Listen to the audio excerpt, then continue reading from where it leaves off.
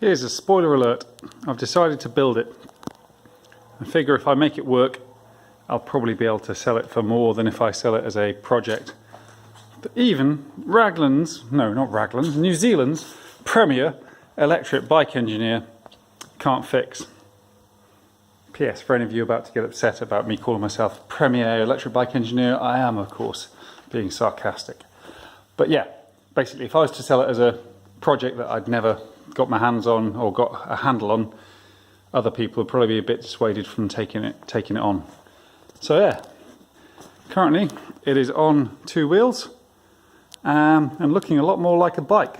Looking quite like a motorbike, I have to say. It's got a long wheelbase, long forks, yeah.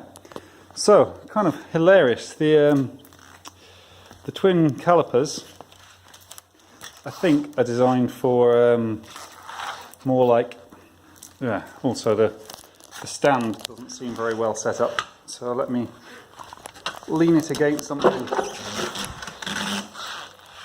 that going to work?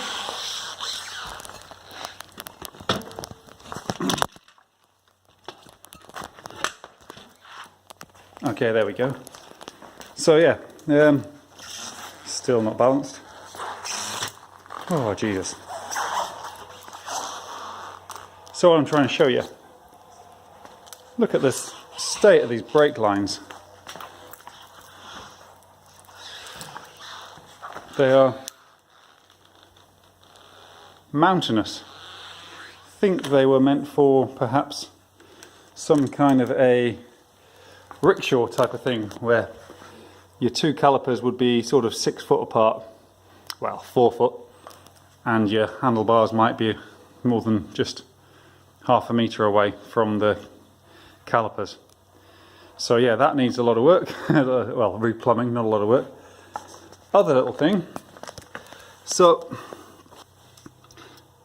big beefy cables coming out of this big beefy motor, and there doesn't seem to be a nice way of dealing with them.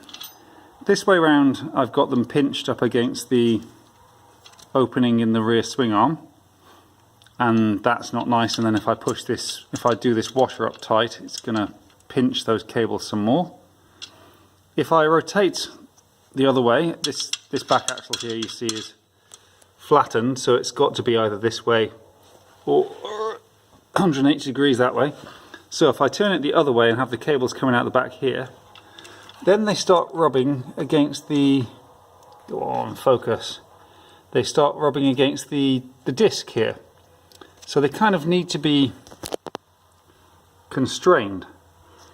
However, these washers are nowhere near big enough to go over, or the cutout, the slot in the rear axle is nowhere near big enough for this fat bunch of cables to go through and to not get trapped. So I've got a bit of research to do there to find out how to do the cable management around there. Other than that, it's a fairly straightforward build so far. Yeah, it's looking good. Alright, as said before, anybody wants to buy this off me, feel free to. I don't actually need a super fast e-bike. I just thought it'd be fun to build one.